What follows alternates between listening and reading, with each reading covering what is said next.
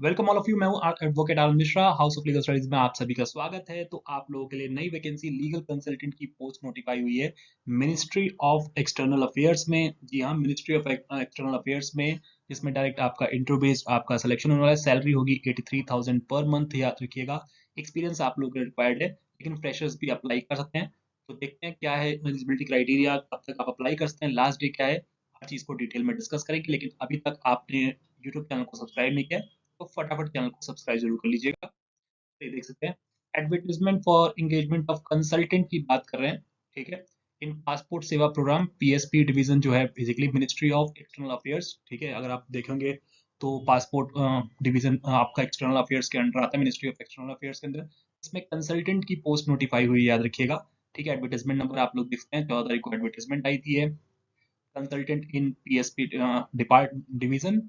Period of consultancy की बात करें तो आपका 1 साल इनिशियल 1 ईयर है, जिसको अगर आपकी परफॉर्मेंस के बेसिस पे आपका यहाँ पे एक्सटेंड किया जाता है, याद रखिएगा। ठीक है, नेचर ऑफ ड्यूटीज आपको ऑफिस बात है, जब पासपोर्ट सेवा प्रोग्राम के अंडर डिवीजन के अंदर है, तो जितने पासपोर्ट रिलेटेड आपको मैटर्स आपको देखने को मिलेंगे, उसी के रिगार्डिंग आपको देखो लीगल नोटिस का रिप्लाई करना, एफिडेविट्स प्रिपेयर करना। ठीक है, प्लीडिंग्स के लिए आपको प्रिपेयर करना मटेरियल। ठीक है, मॉनिटर करना ट्रैकिंग जो हाई कोर्ट या सुप्रीम कोर्ट अथॉरिटीज नोटिस है। ठीक है, पासपोर्ट इशूइंग अथॉरिटीज के रिगार्डिंग आपको कोऑर्डिनेट करना होगा सेंट्रल गवर्नमेंट काउंसिल से, जो कि रिप्रेजेंट करते हैं बेसिकली कोर्ट्स में, डिफरेंट कोर्ट्स में आपको पर्टिकुलर डिपार्टमेंट को, मिनिस्टर जो डिवीजन है। चलिए, जॉब लोकेशन की बात करें तो आपका यहाँ पे जॉब लोकेशन देख सकते हैं, न्यू दिल्ली होने वाला है, याद रखिएगा। ठीक है, अब क्वालिफिकेशन की बात करते हैं, जो इसेंशियल क्वालिफिकेशन है। जो इसेंशियल क्वालिफिकेशन क्या मांगा गया है, देखिएगा। तो पहला आपका इंडियन नेशनल होनी चाहिए, और कोई दिक्कत नहीं है।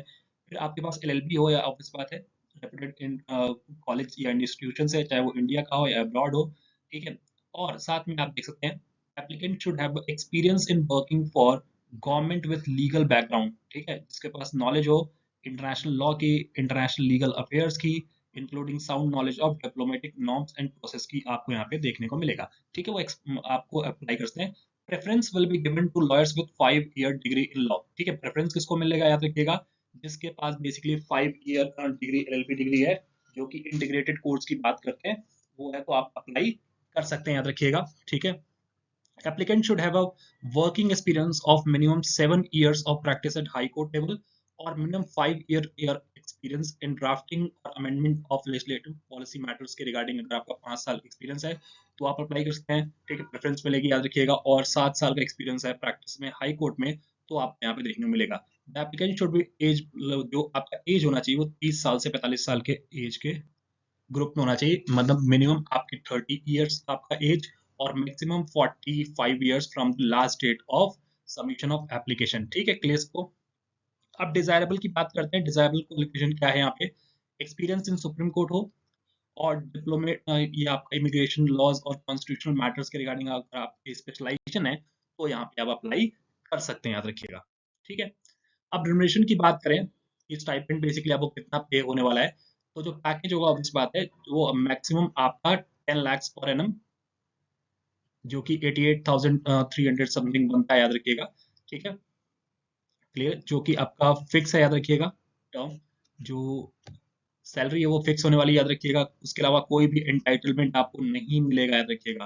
किसी चीज के लिए कोई अदर बेनिफिट की बात करें, चाहे वो प्रोविडेंट फंड हो, पेंशन हो, ग्रेचुटी हो, मेडिकल अटेंडेंस ट्रीटमेंट की बात करें, सीनियरिटी है, प्रमोशन है, इन सब का बेनिफिट आप नहीं ले सकते। कोई एचआरए आपको नहीं दिया जाएगा, याद रखिएगा। वर्किंग आवर्स की बात करें, सुबह 9 से लेकर 5:30 तक आपको यहाँ पे देखने को मिलेगा। ठीक है, कोई एक्स्ट्रा अलाउंसेस नहीं दिया जाएगा, याद रखिएगा। बहुत क्लियरली मेंशन किया गया है। ये सारी चीजें आप जरूर देखिएगा अप्लाई करने से पहले। तो अप्लाई कैसे करना है, आप ऑनलाइन और ऑफलाइन दोनों मोड में अप्लाई कर सकते हैं। आपको मैं एप्लीकेशन का लिंक आपको प्रोवाइड कर दूंगा डिस्क्रिप्शन बॉक्स में, ताकि आप लोग वहां से डायरेक्टली एडवर्टीजमेंट देख पाए, जहाँ पे आप कनेक्शन 1 में आपका एप्लीकेशन फॉर्म दिया गया है, उसको आपको फिल करना है। ठीक है, साथ में डॉक्यूमेंट्स और सर्टिफिकेट जो आपके सपोर्टिंग डॉक्यूमेंट्स हैं, चाहे वो एजुकेशनल क्वालिफिकेशंस की बात करें, एक्सपीरियंस की बात करें, वो सारी चीज अटैच करनी, याद रखिएगा। ठीक है, ऑफलाइन मोड में देख सकते हैं आप लोग। ऑफलाइन मोड में आप बाई पोस्ट आप दे सकते हैं। ठीक है, ये एड्रेस है। ठीक है, ये ऑफलाइन मोड के लिए।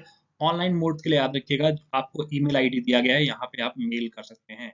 तो दोनों ही ऑप्शंस आप लोगों के पास अवेलेबल हैं। लेकिन अगर ऑब्वियस बात है, आप रिव्यू किया जाएगा, शॉर्टलिस्ट किया जाएगा कैंडिडेट्स को।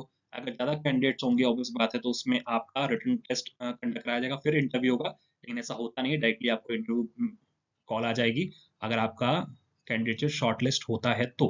ठीक है। लास्ट डे की बात करें तो last day of receiving application जो है वो 6 फेब रखी गई है। ठीक है, वर्किंग आवर 5:30 बजे तक। तो 6 फरवरी तक आप अप्लाई कर सकते हैं, याद रखिएगा।